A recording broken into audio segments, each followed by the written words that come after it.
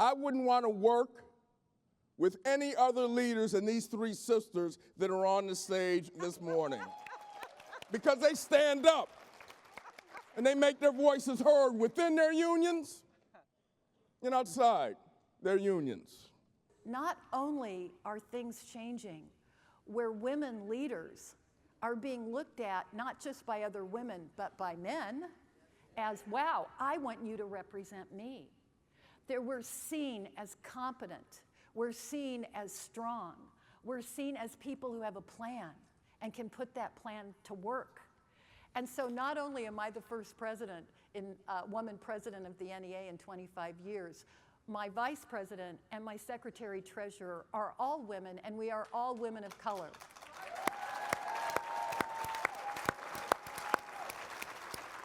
And so the world is changing, and they are recognizing that the members that we represent want to see leaders that look like them.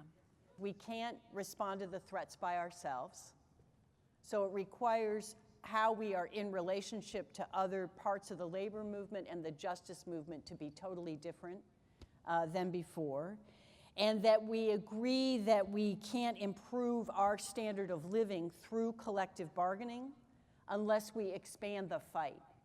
And people outside of collective bargaining see how we're using every ounce of our union's energies, not just to improve our own members' lives, but the lives of the communities that we serve and live in. Whether it's the Koch brothers or whether it's the corporate CEOs, they want to keep trickle-down economics. That is the status quo. And basically, we disrupt the status quo. So as a result, it's not personal. They just want us dead. It's not personal to them. Business. Dead, gone. Because even right now, even with broken labor laws, there's still no other infrastructure in the United States of America that is going to help working people at both the ballot box and the bargaining table. The common message that all four of us have really focused on in the last, not just the last months, but the last years, are building real human relationships amongst ourselves as leaders, amongst our members, but also amongst the community. The four of us, and I hope you experience this in your localities, want to have each other's backs in a way that I've never experienced before in my 35 years in the labor movement. And there was a moment when Lee and I were together on Air Force One when the president was flying to Detroit to launch his State of the Union. And the president brought us into his office on the plane and spent an hour and a half, I think, talking to us.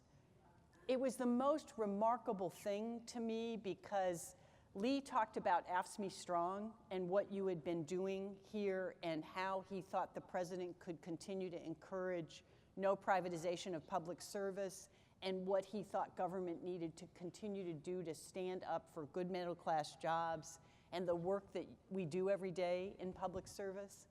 And then I talked about needing the president to help us create the 21st century form of collective bargaining where workers who are in low-wage jobs could get into good jobs and create paths from minimum wage work where people are killing themselves in poverty to being able to expect their kids can do better. And Lee Saunders was incredibly helpful to me in making this case to the president. That which binds us together is so much more important than that which divides us. And that is the message I think collectively we're doing. And then when we can find those local battles where we can be the cacophony, we can be the amplification, both locally as well as nationally, that's what keeps building this and building this. So that Alec and the Koch brothers and others finally say, we give up. This has to be a better country. I got to tell you, and I want to close it, and I really mean this. First of all, we should give them a round of applause for being here. taking time out of their busy schedule. Oh, that's ridiculous. Come on. Yeah. I mean, these are not only my colleagues, but we really like each other, okay? We really like each other. And I say this, and with no disrespect to anyone, but when I enter into battle, and the mean green machine enters into battle, I want AFT, SEIU, and NEA standing right next to me. That's what these sisters do. Give them a round of applause for what they stand for in our partnership. Thank you very much.